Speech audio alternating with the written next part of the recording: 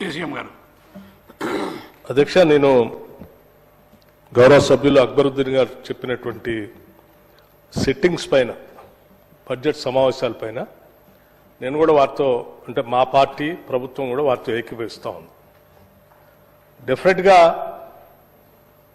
చట్టసభలు, ఈ సభలోకి వచ్చేటువంటి సభ్యులు ప్రజల నుంచి గెలిచి ఈ సభలో వచ్చి వారి వారి అంశాలని ఈ సభ ద్వారా ప్రభుత్వ దృష్టికి, ప్రజల దృష్టికి కూడా తీసుకొచ్చి సమస్యల పరిష్కారం కోసం ప్రయత్నం చేయాలని ప్రతి సభ్యుడు కోరుకుంటూ ఉంటారు. అధ్యక్ష, గతంలో వారు చెప్పినట్టు ఉమ్మడి రాష్ట్రంలో ఆ రకంగానే ఉండేది.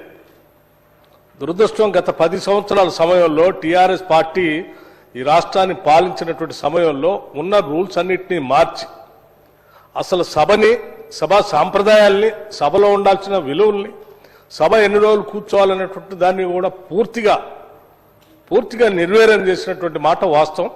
వారు చెప్పిన దాంతో కూడా నేను ఏకీభవిస్తూ, తప్పనిసరిగా మేమందరం కూడా ఆశిస్తున్నాం, ఆలోచన చేస్తున్నాం. తప్పనిసరిగా సభ జరగాల్సిన రోజులు పెరగాలనే బలంగా కోరుకుంటున్నాం.